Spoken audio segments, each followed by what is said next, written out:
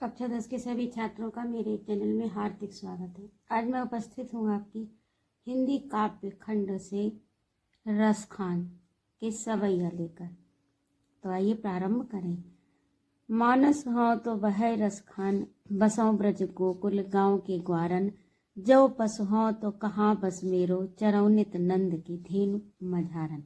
मानुष यानी मनुष्य, रसखान जो है वो कामना करते हैं कि यदि मैं पुनः जन्म लूँ संसार में और मनुष्य का रूप मुझे मिले, यानी मनुष्य योनि में जन्म मिले, तो वही रसखान बनूं।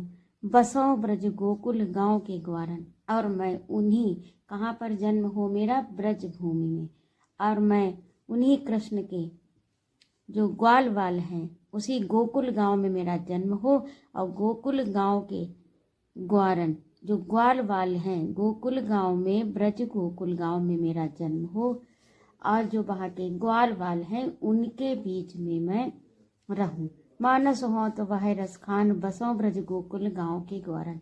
मैं ब्रज गांव का, ब्रज और गोकुल का ग्वाला बनूं और वहीं पर बसूं, उसी गांव में रहूं। यदि मुझे संसार में मनुष्य का जन्म, संसार में जन्म मिले तो मनुष्य का मिले, और ब्रज गोकुल, ब्रज धाम के क्षेत्र में मेरा जन्म हो, और ग्वाला बनूं और उन्हीं ग्वाल वालों के साथ रहूं जो कृष्ण के साथ रहते हैं।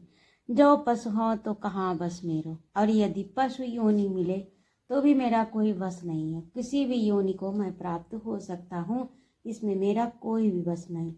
और यदि पशु बनूं तो कहाँ बस मेरो, उसमें मेरा कोई बस नहीं, मैं वहाँ पर विवश हूँ, क्योंकि ईश्वर जिस योनि में भेजेगा वहीं पर जाना पड़ेगा।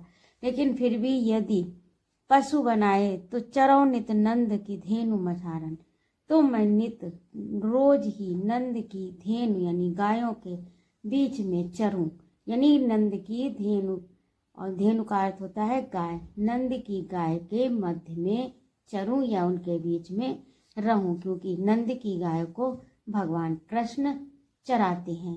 तो रसखान जो है वो कृष्ण भगवान उनके इष्ट हैं, और अपने इष्ट की छवि का दर्शन करने के लिए वे मनुष्य रूप में ब्रजधाम में रहना चाहते हैं, ग्वाले बनना चाहते हैं, ग्वाल वालों के बीच में रहना चाहते हैं। और यदि पशु की योनि मिले तो पशु योनि में वे भगवान कृष्ण की ही गायों के बीच में रहना चाहते हैं, उन्हीं के बीच में चरना चाहते हैं। पाहन हो तो वही गिरि को, जो धर्यो कर छत्र पुरंदर धारन। पाहन यानी पर्वत बनूं तो वही गिरि को, उसी गिरि का पर्वत बनूं जिसे, जो धर्यो जिसको रखा, धर्यो माने रखा, कर माने हाथ, छत्र, छत्र जो राजाओं के ऊपर सिर पर लगाया जाता है, छत्र पुरंदर, पुरंदर यानी इंद्र, धारण जो इंद्र का मद चूर्ण करने के लिए भगवान कृष्ण ने छत्र के समान अपनी उंगली पर उसे धारण किया था, उसी पर्वत पर पाहन हो, उसी गिरि का मैं पर्वत बनूं। किस गिरि का? जो भगवान कृष्ण ने अपनी उंगली में पुरंदर यानी इंद्र के मद को चूर्ण करने के लिए, मान मर्दन करने के लिए अपने हाथों में धारण किया था, मैं उसी गिरि का पर्वत बनूं।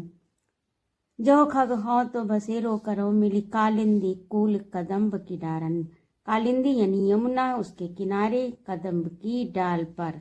यदि मैं पक्षी बनूं, खग हो तो बसेरो करो, यदि मैं पक्षी की योनि में हूँ तो मैं कहाँ जाऊं?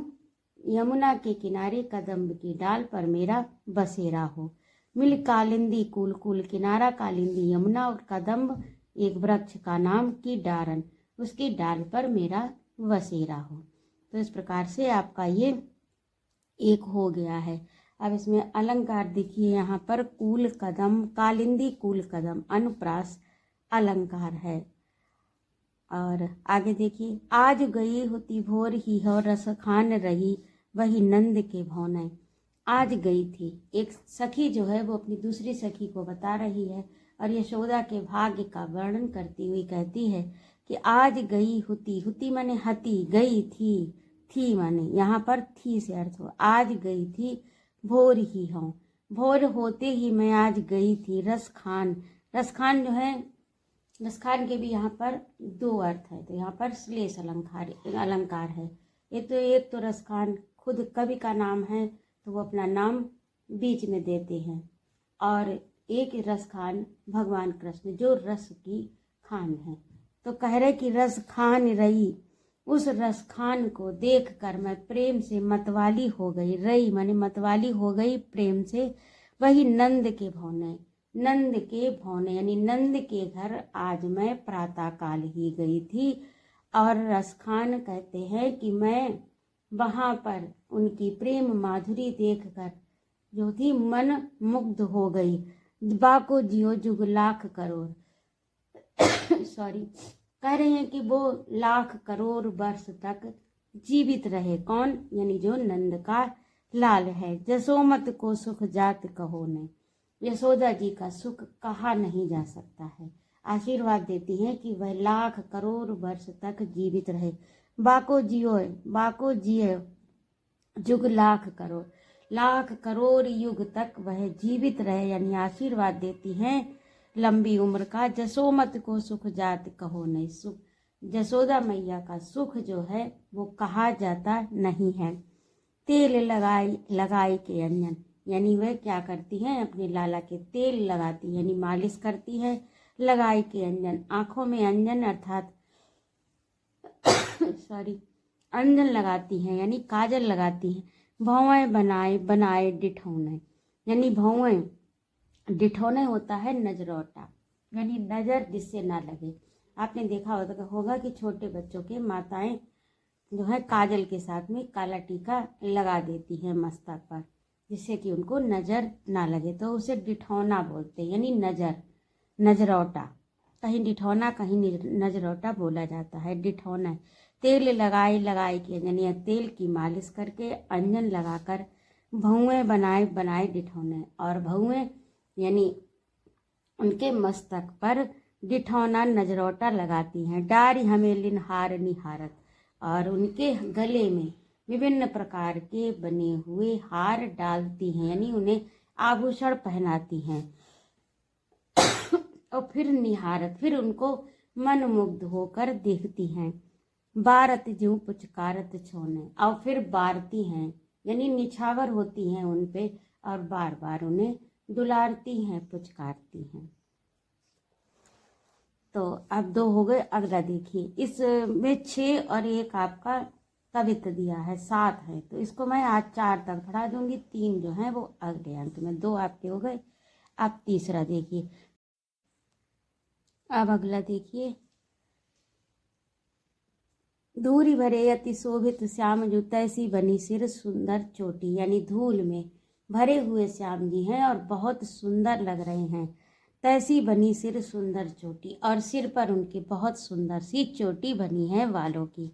खेलत खात फिरे अंगना पग पैंजनी बाजत पीरी कछोटी होता है कमर में लपेटने वाला एक वस्त्र, तो उसे कछौटी बोलते हैं, यानी कमर के नीचे के भाग में लपेटने वाला वस्त्र। खेलत खात फिरे अंगना पग पैंजनी बाजत पीरी कछौटी पर पहने हुए हैं, और अंगना में दौड़ते हुए खा रहे हैं और खेल रहे हैं। खेल भी रहे हैं और खा भी रहे हैं। फिर आंगन में घूम रहे हैं, और उनके पैरों में पैजनी बाज रही है, कमर पर पीली कछौटी है। या छवि को रस खान बिलोकत भारत काम कला निज कोटि, और इस छवि को रसखान, यानी कवि का नाम भी है, रसखान कृष्ण का भी नाम है, तो रस से युक्त भगवान कृष्ण और कवि रसखान कहते हैं। बा छवि को रसखान बिलोकत, उस छवि को जो रस की खान है उसको बिलोक देख रहे हैं। भारत काम कला निज कोटि, उसके ऊपर न्यौछावर है करोड़ों काम, जिसके ऊपर न्यौछावर है, ऐसी सुंदर छवि भगवान की है। काग के भाग बड़े सजनी हरि हाथ सुलय गो माखन रोटी। अब कहते हैं कि सखी सजनी सखी काग यानी कौआ के भाग बहुत हैं, बड़े हैं। कौआ बहुत भाग्यशाली है जो हरि के हाथ से, यानी भगवान कृष्ण के हाथ से रोटी छीनकर ले गया। काग के भाग बड़े सजनी हरि हाथ सुलय गयो माखन रोटी, वे माखन रोटी खा रहे थे, कौआ उनसे छीन कर ले जाता है तो वे कहते हैं कि कौआ के भाग्य बहुत बड़े हैं, अर्थात कौआ सौभाग्यशाली है जो हरि के यानी भगवान के हाथ से माखन और रोटी छीन कर ले गया। अगला देखिए, जा दिन ते वह नंद को छोरा, यावन धेनु चराई गयो है, मोहनी ताननी गोधन गावत, बेनु बजाई रिझाई गयो है। जा दिन ते वह नंद को छोरा। एक सखी दूसरी सखी को अपना हाल बताती हुई कहती है कि जा दिन से यानी जिस दिन से उस नंद का छोरा अर्थात कृष्ण नंद का पुत्र इस वन में या वन में धेनु गाय चराई गयो, जिस दिन से वह इस वन में गाय चरा ले गया है यानी चाहे गाय चराने आया था। मोहनी तानन गोधन गावत, और उसकी मोहनी तान गोधन गावत यानी गायों को चराने पर गाय जब चराई जाती हैं तो एक प्रकार का गीत गाया जाता है, तो उसको कहते हैं गोधन गा। मोहनी तानन, उसकी तान जो है वो बहुत सुरीली है, मोहनी है, मन को मोहने वाली है। गोधन गावत, और गोधन या गोधन का गीत गाते हुए वेणु बजाए और वेणु को बजाते हुए रिझाए गयो, मुझे रिझा गया है यानी मुझे प्रसन्न कर गया है, मुझे अपनी ओर आकर्षित कर गया है। बा दिन सो कछु टोना सो कह, रस खान हिये में समाये गयो हो। और उस दिन से सखी ऐसा लगता है कुछ जादू टोना हो गया है कि वह हृदय में समा गया है यानी मेरे हृदय में समाहित हो गया है, मैं उसी की स्मृतियों में उसी की छवि में डूबी रहती हूँ। तो ऐसा लगता है कि उसने कोई जादू टोना कर दिया, इतना आकर्षण उस छवि में है नंद के छोरा में। को न काऊ की कहानी करे सिगरो ब्रज वीर बिकाए गयो है। अब कोई किसी की कहानी मर्यादा का पालन नहीं करता, कोई किसी की परवाह नहीं करता। को न काहो की कहानी करे सिगरो ब्रज वीर बिकाए गयो, ये पूरा ब्रज मंडल जो है उस वीर के यानी नंद के पुत्र भगवान कृष्ण के हाथ से बिक गया है, यानी सब उसके मतवाले हो गए हैं और सब उसकी मोहनी छवि से आकर्षित होकर सुध बुध अपनी भूल बैठे हैं और कोई भी अब किसी की परवाह नहीं करता, सब एक ही रंग में डूबे हुए हैं। तो आज आपके 4 हो गए, 2 कवि, 2 पद, 2 सवैया और 1 कविता आपका अगले भाग में, नहीं तो फिर वीडियो काफ़ी लंबा हो जाएगा। आज के लिए इतना ही।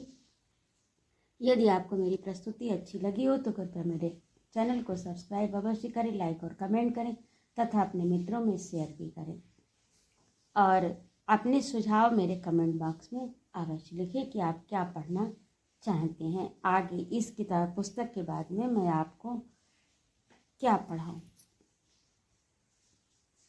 जय मां भारती।